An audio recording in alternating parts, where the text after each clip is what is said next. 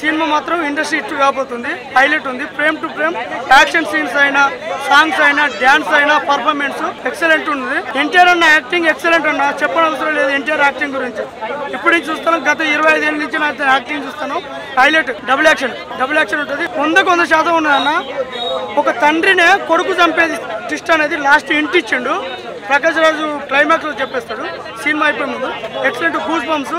దానికోసం ఎప్పుడెప్పుడని ఇప్పుడు బాహుబలి కంటప్ ఎప్పుడు ఎందుకు చంపినని ఒకటి ఎత్తున్నదో, ఇప్పుడు కొడుకు తండ్రిని ఎందుకు చంపింది అనేది పార్ట్ 2లో చూపిస్తాడు. Highlight cinema. సైపాల్ కానీ యాక్టింగ్ నెగిటివ్ రోల్ ఎక్సలెంట్ చేసిండు.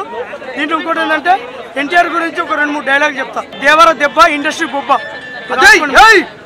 ప్లస్ కొలిస్తే పలుకుతాడు దేవుడు, పిలిస్తే పలుకుతాడు ఈ Devara. Dancing, acting super. Waiting part 2 కోసం. చాలా సూపర్. ఎన్టీఆర్ ఎక్స్ప్రెషన్స్ కూడా చాలా. సినిమా బాగుందన్న, నిజంగా చెప్తున్నా.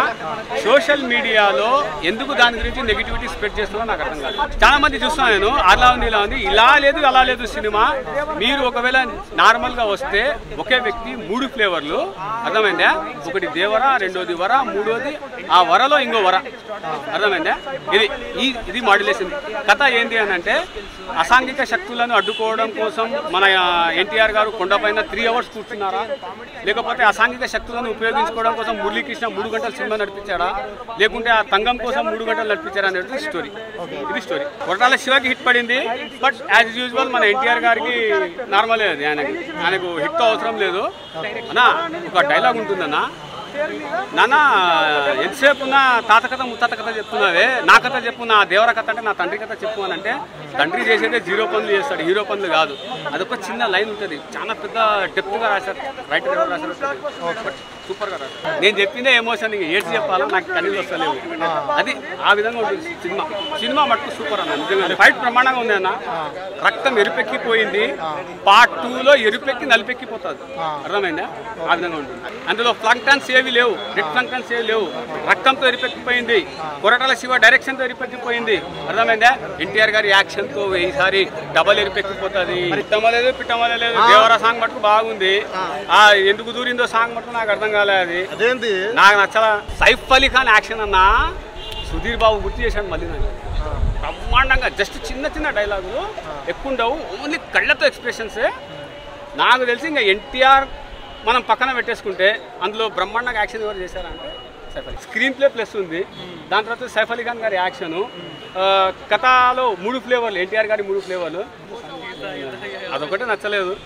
బట్ మిగతా ఓవరాల్గా పార్ట్ 2 2 క్యారెక్టర్లు చనిపోతాయి.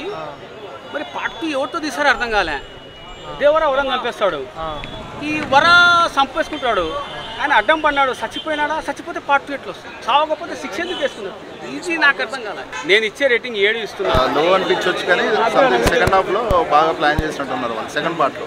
ప్లస్ యాక్షన్ ప్లస్ మైనస్ ఏంటంటే సెకండ్ హాఫ్లో కొంచెం ల్యాగ్ ఉంది, అది మైనస్. ఇంకోటి ఏంటంటే రెగ్యులర్ సినిమాలో లాగా ఆ హై మూమెంట్స్ రావు, ఆ సౌండ్, ఆ ఎలివేషన్స్ అనేవి కొద్దిగా తక్కువ ఉంటాయి ఇందులో. కమర్షియల్ సినిమా ఇష్టపడే వాళ్ళకి కొద్దిగా అది డిసప్పాయింట్ అవ్వచ్చాము, కానీ ఓవరాల్గా బాగుంది. ఇక అప్పటికే మూవీ బాగా లెంత్ అయిందని, కొంచెం లెంత్ అయిందన్నారు. ఇంకా పెట్టినా కానీ బాగోదని పెట్టేది. మేబీ సెకండ్ హాఫ్లో మనం ఎక్స్పెక్ట్ చేయొచ్చు. సినిమాటోగ్రఫీ చాలా బాగుంది. ఇంకా ఆయన రత్నవేలు గారు, ఇప్పుడు ఇందులో ఉన్న వాళ్ళు ఎవరు కూడా టెక్నీషియన్స్ అందరూ, రత్నవేలు గారు ఒకరు, శ్రీకర్ ప్రసాద్ గారు, ఆయన ఇంకా నేషనల్ అవార్డు విన్నరు, మీకు అందరికీ తెలిసింది.